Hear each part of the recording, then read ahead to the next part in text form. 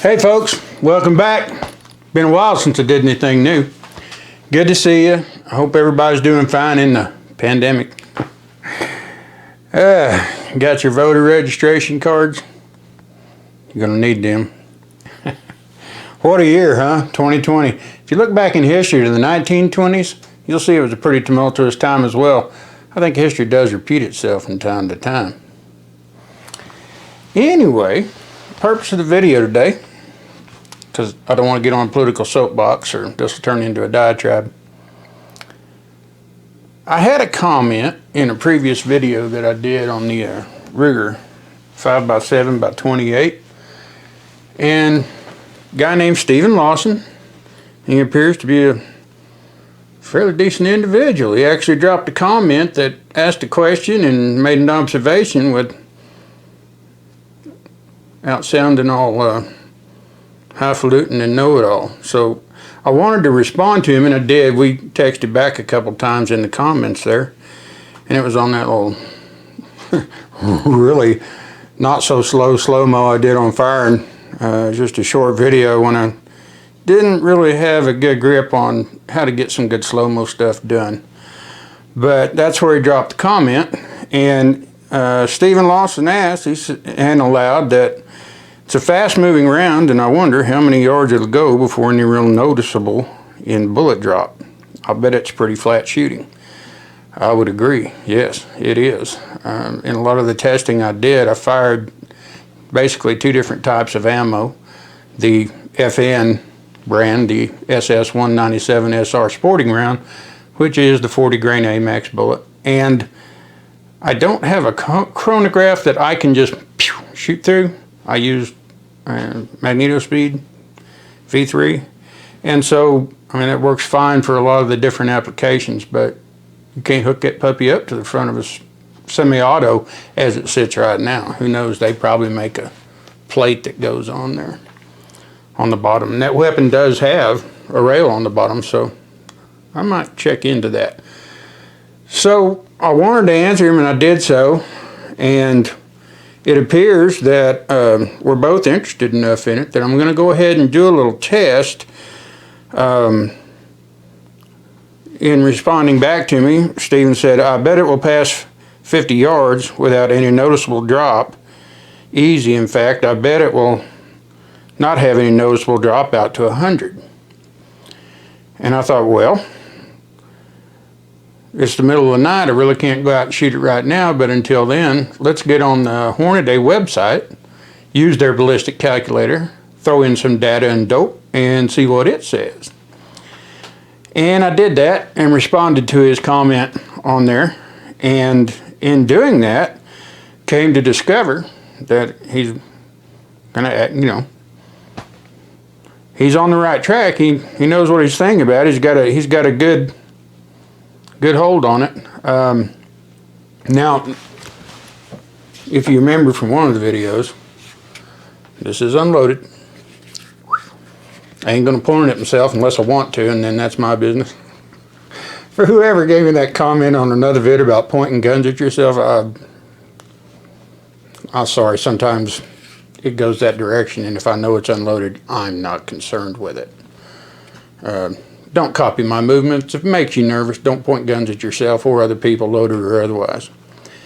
You'll notice that it has the Vortex Venom red dot optic on the back of it. And that's a fine little sight. Now, obviously that puts your sight line a little higher above the bore than if you were using your regular iron sights. I measured it and it comes out right at 1 inch. So that's what I threw in the data table for the sight line for the calculations. And it gave me some pretty good data. I think it's probably going to be all right. Now, like I said, I don't have a chronograph, so I can't actually say how fast these rounds are running out of my particular pistol on any particular day for the environmental concerns.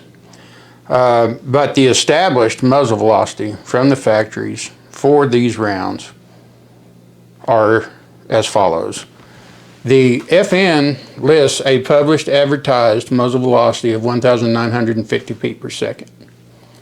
And the American Eagle is just slightly lower at 1,915 feet per second. So I threw that data in, both sides, and I'll post some pictures up here so you can see them. And as one would think, got some fairly similar results. And as far as Stephen's comment about he bet it wouldn't drop past 50, well, he's right, because this pistol is sighted in for 25 yards. At 50, it's actually 3/10 of an inch high. So yeah, you called it. And then back at 75 yards, it's back at 0.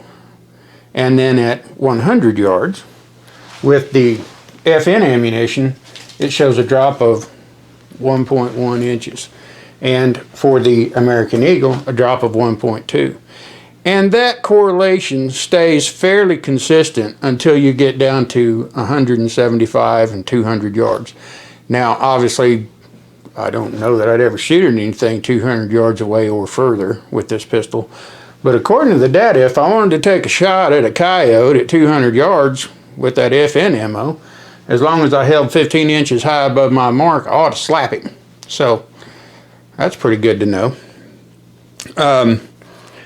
But right now we got some extremely cold weather, and it is the opening day of muzzleloader season for deer in Oklahoma, and I'm not going to go out there to my place and start banging away, because there's people that hunt on the back side and people that hunt on the other side and people that hunt down on the other side.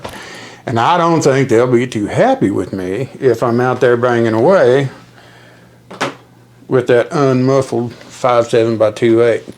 But I wanted to drop this and go ahead and let Stephen know that I checked into that. I put the data in the comments, and just give you all a little heads up. I get the chance, weather permitting, I'm going to try to get out there and get some testing done. We're going to take some targets, we're going to set them up, we're going to dial this puppy in and make sure that we have a good, absolute, dead on zero at 25 yards.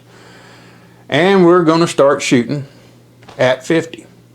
And we're going to move back 25-yard increments and do our best to determine if the Hornady Sight calculator data jives anywhere close to what the real world shows us on this. And so I think it's going to be interesting, and I appreciate Stephen logging in and leaving the comment. Gave me a little idea for, being able to do another video on this series. I hadn't done one in a while. Whew, man, been busy. I think the last one I dropped was that prairie dog video, and man, I was tired. It took me a week to recover from that, and I still had to go to work. Doing this and having a day job is tiring. If you don't believe me, ask Eric Cortina. Man, the man's working himself to death down there. I'm also got another little project in mind, so that's going to be coming up in the next little bit, probably a week or two, maybe 3. I think it's going to be interesting, and it's something I kind of been looking into and looking forward to for a couple of years, several years. I want to go ahead and do it. But we're going to, like I said, I just wanted to stop in, drop this little tidbit, let y'all know it's coming. Thanks, Stephen, for giving me the comment, being a fairly righteous individual about it, not being judgmental about all the horrible mistakes I made as a director, producer, cameraman, and scriptwriter. And because, hey, I'm just doing this by myself most of the time. I thank you guys for stopping by. If you're looking forward to it, drop down there, hit that like button. Now, I don't monetize. I do not advertise. I do not do this to make money. I simply share the experience for people that might be interested. It's just me doing my thing. I am not instructing anyone on these videos. I'm not advising you, do it this way, do it this way. I'll tell you what I do. I'll tell you what works for me. You're more than welcome to try it. But as we've all discovered, especially those of us that have been doing this, following this particular hobby for the last, 50 plus years, you discover, sometimes you got to step out of your comfort zone. You got to open the door, get out of the box, and see if something you've had a really an unjustified bias against actually has the ability to help you. And I'm not going to get all off into that. I'll get into what I do in my classes. And like I said, I'm not going to teach. But anyway, I thank you guys for stopping by. I'm looking forward to getting the time to get out there and drop this video. It's going to take a little bit, like I said. Muzzleloader season just started. So I got to give it some time. And the weatherman says the middle of the week, when everybody's out of the woods at work, it's probably going to be pretty crappy. So it's going to be a little bit, but just kind of keep your eyes peeled. Thanks for stopping by. Drop a comment, good or bad. I don't care. You can't hurt my feelings. I'm way too crusty for that. And be nice to yourselves. Be good to yourselves. Stay safe. I guess the numbers are going back up. My personal opinion on this, coronavirus has been around for a long time. If you don't believe me, just ask a vet.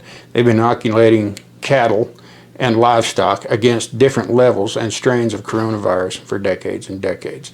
This isn't anything totally new.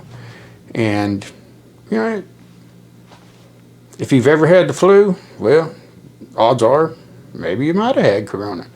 I had something that kicked my butt back in December. Doctors said it wasn't flu. They said, oh, well, you've just got some kind of sinus infection. Well, it had several symptoms that are absolutely on the list for corona.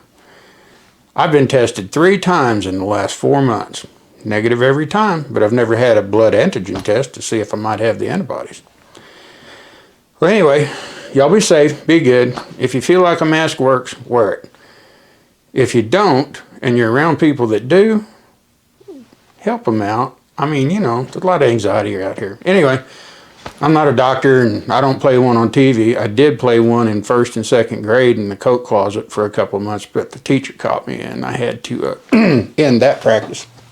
It's just a joke. It's just a joke. Okay? Just a joke. All right, well, you guys have a great day. More to come. And stay tuned. Love you. Be careful. Bye.